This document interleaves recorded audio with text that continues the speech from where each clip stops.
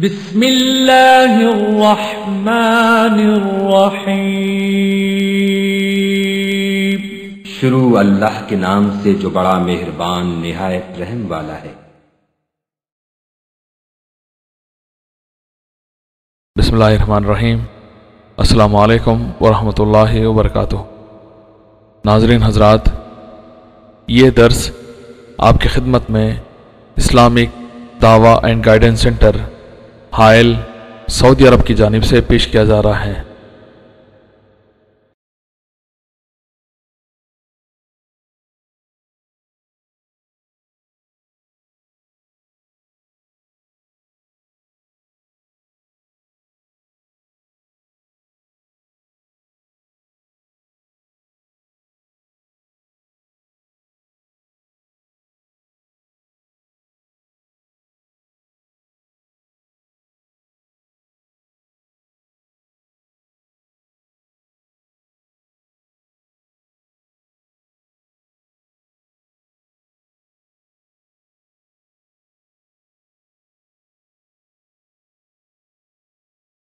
اس درس کا عنوان ہے دشمنان اسلام اور ان کی کوششیں۔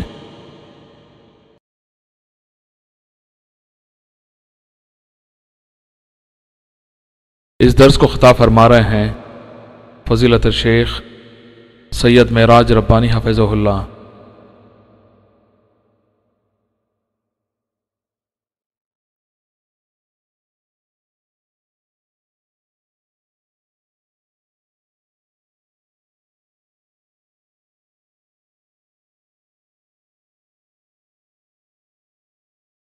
السلام علیکم ورحمۃ اللہ وبرکاتہ۔ الحمد للہ نحمده ونستعینه ونستغفره ونؤمن به ونتوکل علیہ ونعوذ باللہ من شرور انفسنا ومن سیئات اعمالنا من يهده الله فلا مضل له ومن يضلله فلا هادي له واشهد ان لا اله الا الله واشهد ان محمدا عبده ورسوله اما بعد فان خیر الحدیث کتاب اللہ وخير الهدي هدي محمد صلى الله عليه وسلم وشر الأمور محدثاتها وكل محدثة بدعة وكل بدعة ضلالة وكل ضلالة في النار. قال الله تبارك وتعالى في كلامه المجيد: أعوذ بالله السميع العليم من الشيطان الرجيم. بسم الله الرحمن الرحيم. يا أيها الذين آمنوا اتقوا الله حق تقاته ولا تموتن إلا وأنتم مسلمون واعتصموا بحبل الله جميعا ولا تفرقوا واذكروا نعمة الله عليكم إذ كنتم أعداء فألف بين قلوبكم فأصبحتم بنعمته إخوانا وكنتم على شفا حفرة من النار فأنقذكم منها كذلك يبين الله لكم آياته لعلكم تهتدون ولتكن منكم أمة يدعون إلى الخير ويأمرون بالمعروف وينهون عن المنكر وأولئك هم المفلحون ولا تكونوا كالذين تفرقوا واختلفوا من بعد ما جاءهم البينات وأولئك لهم عذاب عظيم. اللهم صل على محمد وعلى آل محمد كما صليت على إبراهيم وعلى آل إبراهيم إنك حميد مجيد. اللهم بارك على محمد وعلى آل محمد كما باركت على إبراهيم وعلى آل إبراهيم إنك حميد مجيد. تمام قسم کی حمد و ثنا، کبریائی اور بڑائی اس اللہ کے لیے لائق و زیبا ہے جس نے ہمیں اور آپ کو پیدا فرمایا، اور بیش بہا درود و سلام اس ذات مبارکہ مطہرہ پر جنہیں ساری کائنات کے لیے رشد و ہدایت بنا کر کے بھیجا گیا۔ برادران اسلام، عزیز دوستوں، نوجوان ساتھیوں، بزرگوں اور بھائیوں، آج بتاریخ 30 جمادی الاول 1423 ہجری مطابق 9 اگست سن 2002 عیسوی کے اس پروگرام میں جو مکتب توعیت الجالیات یعنی اسلامک دعویٰ اینڈ گائیڈنس سینٹر الدخنہ جو منطقہ قسیم کے اندر واقع ہے، جس موضوع پر گفتگو کرنے کا میں شرف حاصل کر رہا ہوں، وہ موضوع ہے دشمنان اسلام کی سازشیں۔ انشاءاللہ تبارک و تعالی قرآن و سنت کی روشنی میں اس موضوع پر میں مختصر سی روشنی ڈالوں گا اور کچھ اہم اور ضروری باتیں بیدار کرنے کی، جگانے کی آپ کی خدمت میں رکھوں گا۔ اللہ عز و جل سے دعا ہے کہ اللہ ہمیں کہنے اور سننے سے زیادہ عمل کی توفیق عطا فرمائے، آمین یا رب العالمین۔ دوستو، اس سے پہلے کہ میں اپنے موضوع میں داخل ہوں، میں قرآن کریم کی ان آیات کا ترجمہ آپ کی خدمت میں رکھنا چاہوں گا جن آیتوں کی تلاوت میں نے کی ہے۔ پر اس سے پہلے بھی میں آپ حضرات سے درخواست کروں گا، اپنے دائیں بازو اور بائیں بازو والے اخوان سے، کہ میرے سامنے آ جائیں تاکہ مناسب ہو، میں آپ کو دیکھوں۔ یہ دائیں بائیں مڑنا ذرا سا عجیب سا لگتا ہے، اس لیے اگر زحمت نہ ہو، تکلیف نہ ہو تو برائے مہربانی میرے سامنے حاضر ہوں، آنکھوں میں آنکھیں ڈال کے گفتگو کریں، بات کریں، تو کچھ سمجھنے اور سمجھانے کا مزہ بھی آئے گا۔ ہم دائیں بائیں دیکھتے رہیں گے، سامنے بالکل میدان خالی ہے، تو یہ آپ نے شاید بھاگنے کے لیے میدان چھوڑ رکھا ہے۔ ہاں، گھیر کے بیٹھیے، سامنے زیادہ رہیے، کیونکہ سامنے رہنے میں لطف آتا ہے۔ آپ کے چہروں کو میں پڑھنے کی کوشش کرتا ہوں اور اسی حساب سے قرآن و سنت کی باتیں آپ کے ذہن و دماغ میں ڈالنے کی کوشش کروں گا۔ اللہ عز و جل سے مل جل کر کے دعا کریں کہ پاک پروردگار ہماری اس مجلس کو بابرکت بنائیں اور ہماری سب لوگوں کی حاضری کو اللہ قبول فرمائے، اور ہم جتنا کہیں اور جتنا سنیں اللہ اس کے اوپر عمل کی توفیق عطا فرمائے، کیونکہ ہم سنتے اور کہتے تو بہت زیادہ ہیں، اتنے سنتے ہیں کہ اللہ کی پناہ، لیکن عمل کی جب باری آتی ہے تو ہم بالکل نل ہو جاتے ہیں۔ حالانکہ عمل سے زندگی بنتی ہے، جنت بھی جہنم بھی، عمل سے زندگی بنتی ہے، جنت بھی جہنم بھی۔ یہ خاکی اپنی فطرت میں نہ نوری ہے نہ ناری ہے، ہم نہ جہنمی ہیں نہ جنتی۔ جیسا ہمارا عمل ہوگا، جیسا ہمارا کردار ہوگا، جیسا ہمارا ایمان اور عقیدہ ہوگا، اسی کے اوپر جنت و جہنم اللہ تبارک و تعالی ہمیں جنت و جہنم میں ڈالے گا۔ ہاں، کسی کا چہرہ دیکھ کر، کسی کی شکل و صورت دیکھ کر، کسی کا حسن و جمال دیکھ کر، کسی کی بڑی بڑی خاندانی وہ ٹائٹلیں دیکھ کر، کسی کے گھروں کی لمبی لمبی چوڑی تختیاں دیکھ کر، کسی کا عہدہ دیکھ کر، کسی کا علم دیکھ کر، کسی کا اپنا تقوی اور طہارت دیکھ کر اللہ جنت میں نہیں داخل کرے گا۔ اللہ تبارک و تعالی ہاں اپنی رحمت سے جس کو چاہے گا جنت میں داخل کرے گا اور جس کو چاہے گا جہنم میں داخل کرے گا۔ جب نبی کریم صلی اللہ علیہ وسلم نے یہ بات فرمائی تو صحابہ کرام نے کہا، اللہ کے رسول، انت یا رسول اللہ، آپ بھی اللہ کی رحمت سے جنت میں جائیں گے؟ آپ تو اتنے عمل کرنے والے، آپ تو سید الانبیاء ہیں، آپ تو سید الرسل ہیں، کیا آپ بھی اللہ کی رحمت ہی کی وجہ سے جنت میں جائیں گے؟ تو اللہ کے رسول صلی اللہ علیہ وسلم نے فرمایا، ہاں میں بھی جنت میں جاؤں گا تو یہ اپنے رب کی رحمتوں کی وجہ سے جاؤں گا۔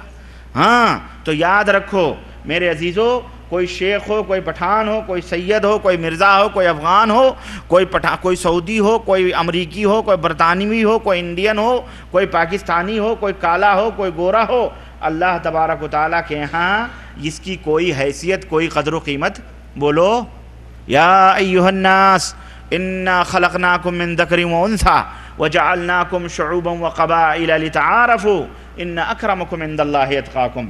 اللہ نے فرمایا، اے دنیا کے لوگوں، اے سنسار کے لوگوں، سنو، ہم نے تمہیں ایک ماں اور ایک باپ سے پیدا کیا ہے، ایک باپ اور ایک ماں سے پیدا کیا ہے، حضرت آدم اور حضرت حوا سے، تم انہی کی اولاد ہو، اور تم کو ہم نے مختلف قبیلوں، مختلف خاندانوں میں بانٹ دیا ہے تاکہ آپس میں محبت پیدا کرو، تاکہ آپس میں تعارف پیدا کرو، آپس میں اخوت اور بھائی چارگی پیدا کرو۔ دشمنی، مار کٹائی، ایک دوسرے کی تعظیم و تکریم نہ کرنا، ایک دوسرے کی توہین، ایک دوسرے کی غیبت اور چغلی، ایک دوسرے کو ذلت ذلیل کرنا، رسوا کرنا، تو فلاں خاندان کا میں فلاں خاندان کا، تو وڈیرا میں غریب، تو غریب میں چودھری، تو سیٹھ میں مالدار، تو انڈین، تو پاکستانی، تو بنگلہ دیشی، تو برطانوی، تو امریکی۔ اللہ کے ہاں یہ سب نہیں چلتا ہے۔ اللہ فرماتا ہے، ان اکرمکم عند اللہ اتقاکم، میری نظروں میں سب سے شریف، سب سے بڑا وہی ہے جو مجھ سے سب سے زیادہ ڈرنے والا ہے، مجھ سے سب سے زیادہ ڈرنے والا ہے۔ اور ڈرنے کا مطلب کیا ہے؟ ڈرنے کا مطلب یہ نہیں ہے کہ جہاں دیکھو وہیں کانپتا لرزتا رہتا ہے، جس کونے اور اطرے میں دیکھو، جس گھر اور بلڈنگ میں دیکھو وہیں لرز رہا ہے ہمارے ڈر کے۔ یہ ڈرنے کا مطلب نہیں ہوتا ہے۔ ڈرنے کا مطلب کیا ہے؟ ڈرنے کا مطلب یہ ہے کہ اللہ تبارک و تعالیٰ نے جن چیزوں سے ہمیں تمہیں منع کیا ہے ان سے بچو، جن باتوں سے ہمیں روکا ہے اس سے بچو۔ اور یہ ہے ڈرنے کا مطلب۔ ایک آدمی کہے کہ اپنے ابا حضور سے بہت ڈر رہا ہوں میں، لیکن ابا حضور کہہ رہے ہیں فلانی طرف نہیں جانا، پھر بھی اسی طرف جا رہا ہے، یہ ڈرنا کہلائے گا؟ وہ بندہ وہ بیٹا اپنے باپ سے ڈرتا ہے؟